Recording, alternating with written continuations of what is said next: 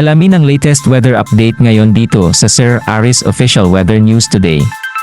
As of 7 a.m., huli po itong namataan 100 km north-northwest po ng Daet, Camarines Norte.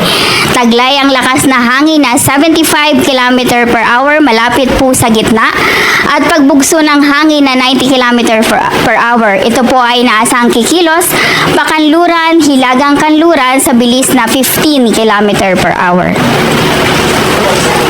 Ang bagyong Enteng po ay inaasahan nga pong patuloy na kumilos sa loob ng 24 oras ng pahilagang kanluran at ito po ay may posibilidad po ng landfall scenario dito po sa Isabela at Cagayan area ng mamayang hapon po hanggang mamayang gabi.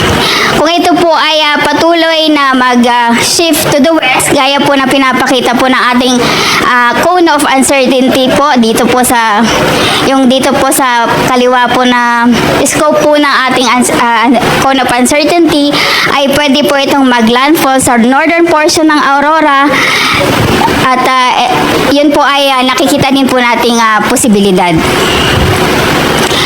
Ang bukas naman po inaasahan po na ang Enteng ay mag-west-northwest po at posible naman pong maglandfall sa Babuyan Islands at inaasahan din po patuloy nakikilos ng pakanluran bago ito mag-exit ng Philippine Area of Responsibility.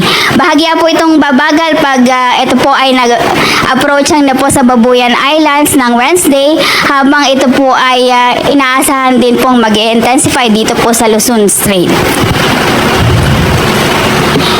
Ang Enteng po ay inaasahan pong kikilos pakanluran, hilagang kanluran habang bibilis naman po ito bago po ito mag-exit ng Philippine Area of Responsibility ng Huwebes po ng umaga, September 5. Meron din pong inaasahang na patuloy na pakanlurang movement po ng track. Depende po sa magiging development po ng ridge of high pressure area. Pero sa ngayon po, ang nagtatakda po ng movement po ng bagyong Enteng ay ang sarili niya pong pagkilos lamang dahil medyo may kahinaan po ang ridge of high pressure area dito po sa may kaliwa po nito at dito po sa may bandang northeast. Medyo may kahinaan po ito kaya nitong mga nakaraang oras po ay bahagya po itong bumagal.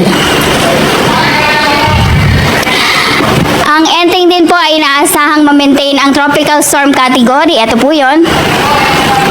Ngayong simula po Martes hanggang po Wednesday, kung saan naman by Wednesday, inaasahan naman po itong magiging severe tropical storm.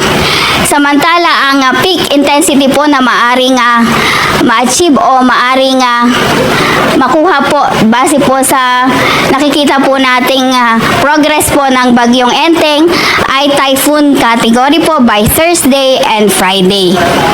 Samantala po patuloy na lalakas ang Enteng po pag ito po ay kumikilos na po dito po sa may bahagi po ng West Philippine Sea. So, in summary po, bukas ay inaasahan po ito ay nasa coastal waters na po ng Gonzaga, Cagayan. At sa September 4 naman po, Wednesday, inaasahan naman po ito nasa 155 km west na po ng Calayan, Cagayan. Dito po yan. At 405 km naman west of Calayan, Cagayan. At outside na ng Philippine Area of Responsibility ng Huwebes po.